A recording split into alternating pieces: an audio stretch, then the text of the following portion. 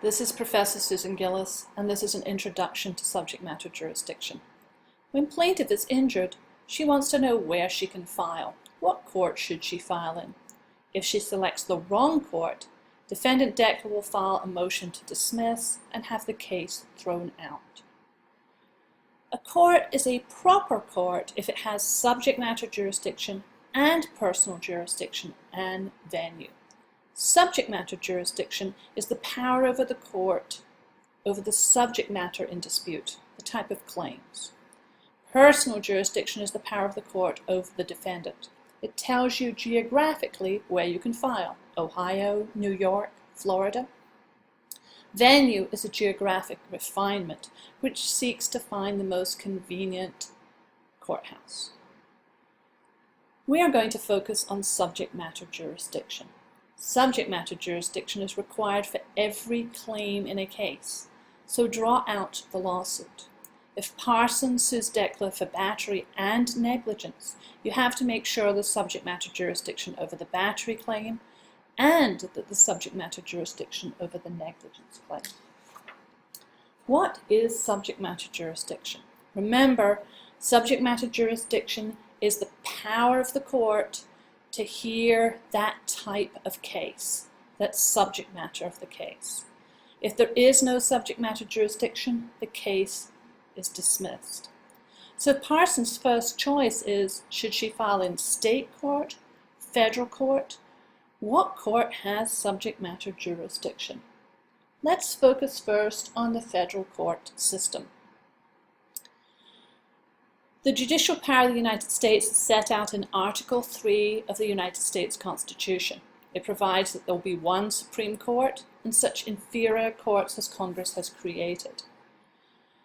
Here's the United States Supreme Court, and Congress has elected to create the circuit courts. The federal appellate courts in Ohio were within the Sixth Circuit, and then the federal trial courts. The United States District Court are the federal trial courts. So notice, in the federal system, the United States Supreme Court and the U.S. Court of Appeals have appellate jurisdiction, whereas original jurisdiction is vested in the United States District Court, the trial court. We're going to focus on the jurisdiction of the federal trial courts. Of course, you know there's a separate state system, state trial courts. In Ohio, the main state trial court is the Court of Common Pleas, intermediate appellate courts, the Ohio Court of Appeals, and then the Ohio Supreme Court. And on matters of federal law, constitutional law, there's an appeal up to the United States Supreme Court.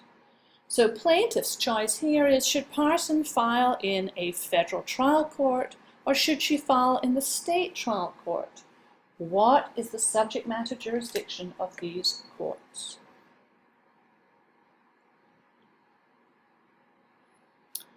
Federal courts have limited subject matter jurisdiction. There are only certain types of cases that may be filed in federal court. In contrast, state courts, there's always one state court that has general jurisdiction, meaning all purpose or any type of case. And in Ohio, it's the Court of Common Pleas that has general subject matter jurisdiction. It can hear a case of any jurisdiction within the state unless it's exclusively granted to the federal courts.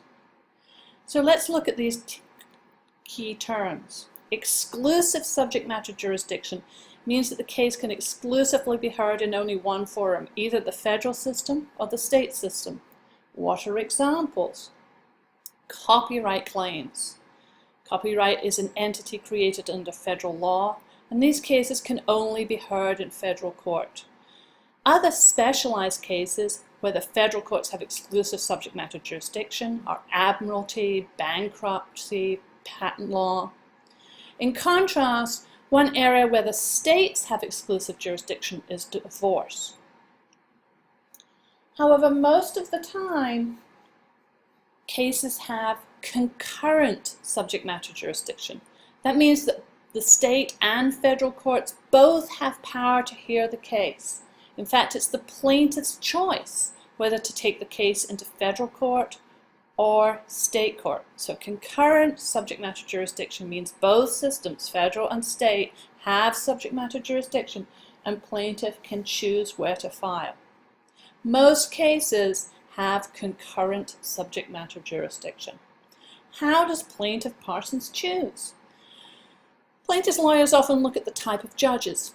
In state courts, in many states, the judges are elected, whereas in the federal system, they're appointed and they have life tenure. You also might think that the judges in one system versus another have experience with certain specialty matters. The rules of procedure or evidence might be different in a state court to a federal court. The jury might be selected from a different group of people in state court versus federal court. Equally, you might realize that the federal court has a high caseload, it's delayed, whereas you could get a faster trial in state court. These are all factors that savvy lawyers consider when deciding whether to file in state versus federal court. Our focus is going to be on the scope of federal subject matter jurisdiction. Remember, it's limited subject matter jurisdiction. So what cases can you get into federal court? The outer limit on federal subject matter jurisdiction is in the United States Constitution, Article 3. Section 2 describes the subject matter jurisdiction of the federal courts. The judicial power shall extend to, and then it has a list of matters which can go into the federal courts. In addition, Congress has to pass a statute authorizing subject matter jurisdiction. The main federal statutes we're going to study, which grant original jurisdiction to the federal trial courts, are Route 1 into federal court, 1331. 28 U.S.C. 1331 is a federal statute that grants federal question jurisdiction to the federal trial courts. One route into federal trial court. The other route into federal trial court is 1332. This grants subject matter jurisdiction over diversity cases. Finally, Congress in 1367 granted supplemental subject matter jurisdiction. You can tag on an extra case and get that into federal court. So the main two routes of subject matter jurisdiction in federal courts are federal question jurisdiction and diversity jurisdiction. And then there's the tag-on jurisdiction, supplemental jurisdiction in 1367. This is what we're going to study. But remember, the outer limit of subject matter jurisdiction is the constitutional limit in Article 3. So to have subject matter jurisdiction, you must be within the constitutional limit, and then Congress has to have granted it to you, principally in 1331 and 1332. So if you're within this, there is subject matter jurisdiction. It's constitutional, and Congress has granted it to you. There are some other grants of subject matter jurisdiction, for instance, over patent cases, over civil rights cases, but we're going to study the main grants of subject matter jurisdiction in 1331 and 1332. If Congress granted subject matter jurisdiction over an area outside the constitutional limit, that would of course be unconstitutional. You can never exceed the constitutional limit on subject matter jurisdiction. A final thought is who can challenge subject matter jurisdiction and when? Under the Federal Rules of Civil Procedure 12H3, if a court determines at any time that it lacks subject matter jurisdiction, it must dismiss the case.